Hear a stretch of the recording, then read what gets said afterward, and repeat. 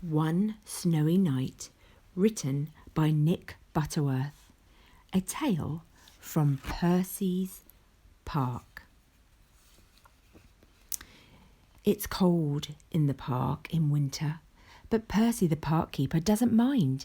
He puts on his warm coat and his big scarf and wears 2 pairs of woolly socks inside his Wellington boots.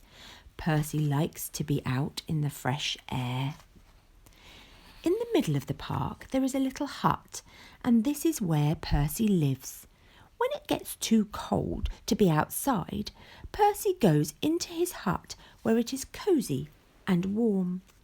The animals who live in the park all know Percy's hut, and every day he shares his lunch with them.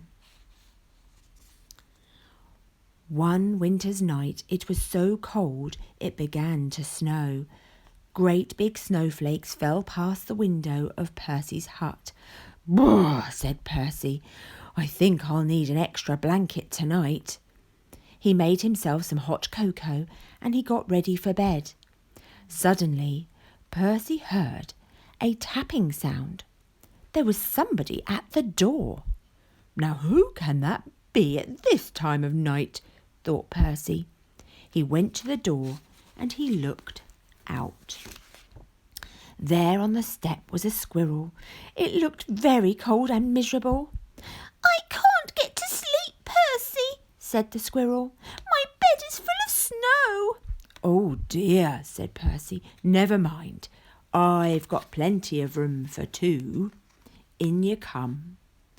The squirrel snuggled down next to Percy and soon began to feel warm. Knock, knock. It was the door again.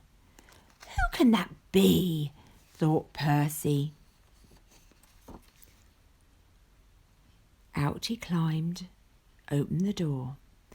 Standing outside were 2 shivering rabbits. "It's freezing," said one rabbit. "We're frozen," said the other. "Oh, you poor things," said Percy. "Come in and warm up." The rabbit squeezed into the bed next to Percy and the squirrel. There wasn't much room. "Could you face the other way?" Percy asked the squirrel. "Your tail is tickling my nose." "Oh dear," said Percy. "Now there's someone else at the door." It was a fox, and he looked very cold and hungry. "Can I come in too?" he asked. Percy scratched his head and thought for a minute.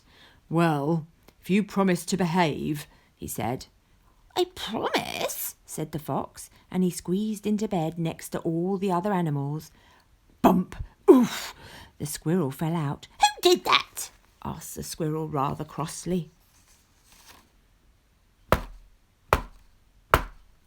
"Goodness gracious," said Percy. "It's the door again." This time Percy had quite a surprise.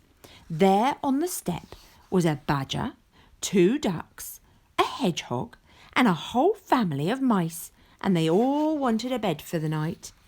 Poor old Percy and poor old Percy's bed. The animals pushed and they shoved and rolled around the bed, but there was just not enough room for them all. Soon the bed covers ended up in a big, tight ball. Then, bump! The covers rolled right off the bed and everybody fell onto the floor. "Oh dear," said Percy. "This won't do at all. My bed is just too small." Suddenly one of the mice pricked up his ears. "What's that noise?" he squeaked. Everyone listened hard. Now they could all hear it. There was a scratching, a scraping sound, and it seemed to be coming from underneath them. "There's something moving under the floor." The animals looked frightened, and the mice all started to squeak at once. "Oh dear, what can it be? It might be a monster with fierce claws, a sharp teeth." The noise grew louder and louder, and then one of the floorboards began to move. "Look out! It's coming through the floor!" Suddenly there was a loud creak. "Help!" cried the animals, and they all ran to hide. But Percy wasn't frightened. He started to chuckle, and then he laughed out loud.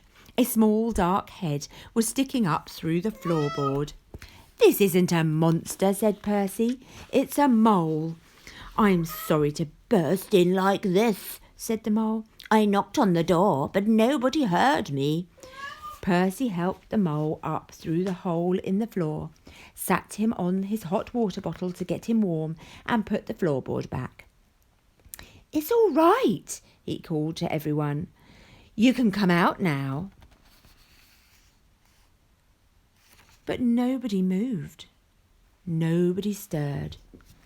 Nobody wanted to come out. The squirrel was tucked away in the pocket of Percy's dressing gown. The hedgehog was in his coat. The fox, the rabbits, the badger, and the ducks were all safely hidden away. The mice had even squeezed themselves into Percy's slippers. Everyone had found a cosy bed. "Well, I never," said Percy. Percy yawned and snuggled down in his bed once again. "That's better. Now I've got plenty of room," he said, "and a little to spare for a mole."